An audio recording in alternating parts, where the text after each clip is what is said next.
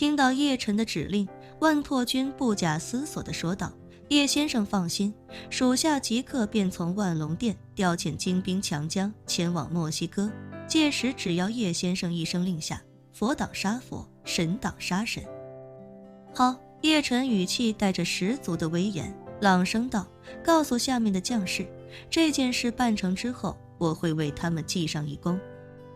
届时在墨西哥举办庆功宴，我叶晨定让他们所有人的实力都向前更进一步。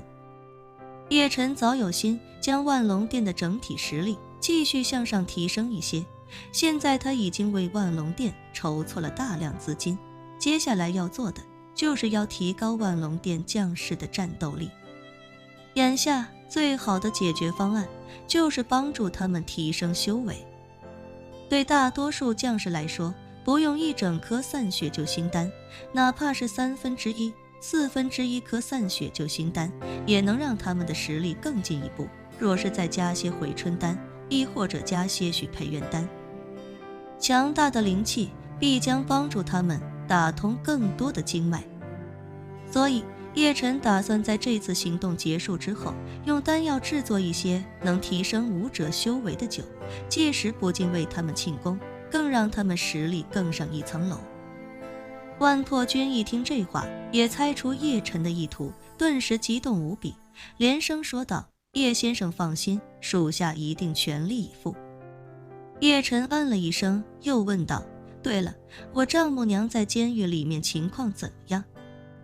万破军立刻说道：您丈母娘那边都已经按照您的吩咐去办了，而且有我们的女战士在，贝德福德山惩教所不可能有任何人敢得罪你丈母娘。叶晨叹了口气，淡淡道：现在我可不担心她被别人欺负，我现在是担心她会不会肆意妄为地欺负别人。若是她欺负那些招惹过她的人，倒也无妨，就怕她在里面借着有了靠山，对其他人作威作福。说着，叶晨嘱咐道：你让人帮我留意着些，不要让他太过分了。好，万破军毕恭毕敬地说道：叶先生请放心，监狱里的一切我都会安排妥当。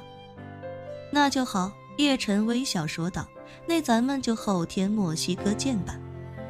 万破军有些担忧地说道：叶先生，属下有一事颇为担心。叶晨道：你说。万破军恭敬地说道：叶先生，您这次是打算去墨西哥冒充周碧华的儿子，但属下觉得这事恐怕很难行得通。万一他们在墨西哥那边的对接人早已经提前拿到了他的资料，恐怕一眼就能识破您的身份是假冒的，那样的话，后续的计划岂不就无法继续展开了？叶晨笑道：这个我现在也不能确定，就干脆赌一把吧。可以赌他们的对接人只知道周碧华儿子的姓名，不知道长相，也可以赌他们的对接人对亚洲人比较脸盲，看不出什么端倪，让我蒙混过关。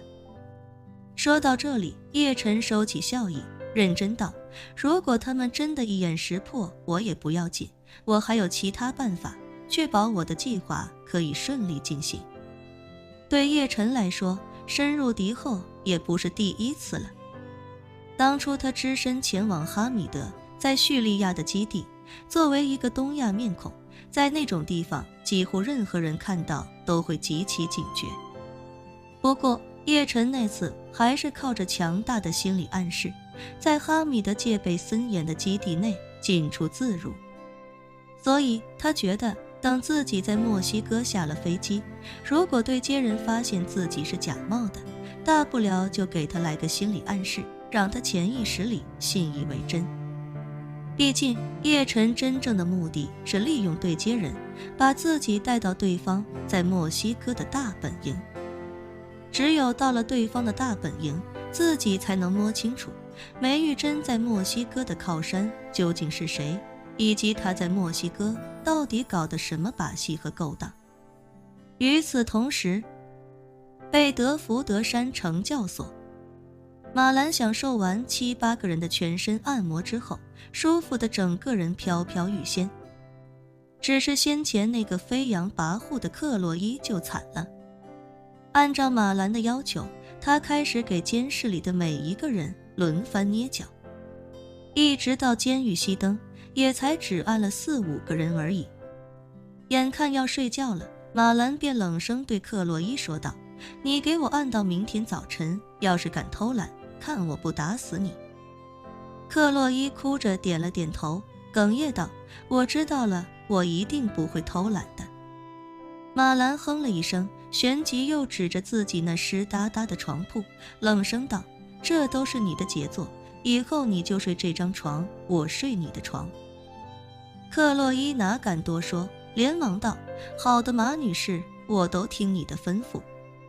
马兰想到床铺被浇湿，心里又有些不爽，指着那几个先前克洛伊的手下，冷声道：“你们几个，今晚把你们的床都给我浇透了再睡，以后每天晚上睡觉之前浇2盆水，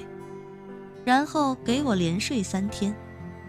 说完，他又看向克洛伊，冷冷道：“你从明天开始也给我睡浇透的床，他们睡3天，你给我睡10天。”一众人吓得浑身直抖。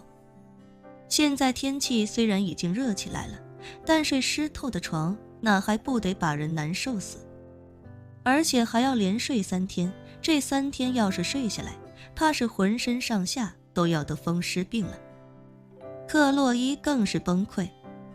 别人3天，自己10天，10天是什么概念？到时候自己还不得瘫痪在床上？想到这，他连忙一把鼻涕一把泪地求饶道：“马女士，我已经这么惨了，求求你就放我一马吧，要是再让我睡10天浇透的床，我怕是以后都下不来床了啊。”马兰夸张地哼笑一声，不屑地说道：“哎呦，怎么到你这儿你就怕下不来床了？怎么到我这儿的时候，你他妈的就不怕我下不来床呢？”说着，马兰一脸冷酷地说道：“我们华夏有句古话，己所不欲，勿施于人。这可都是你自己出的主意，我也只不过是以其人之道，还治其人之身而已。说到底还要谢谢你自己的创意，不然你让我在这想1个礼拜，我也想不出来这种折磨人的方法。”克洛伊听闻这话，崩溃大哭。马兰脸一本，冷声说道：“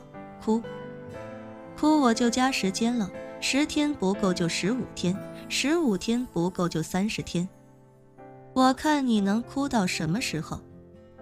克洛伊闻言，连忙强忍住哭声，伸手擦去眼泪，哽咽道：“我不哭了。”马兰呵呵一笑，问他：“克洛伊，这次你知道被人欺负是一种什么样的感觉了吧？”克洛伊眼眶已经噙满泪水，无比委屈地点了点头：“我知道了。”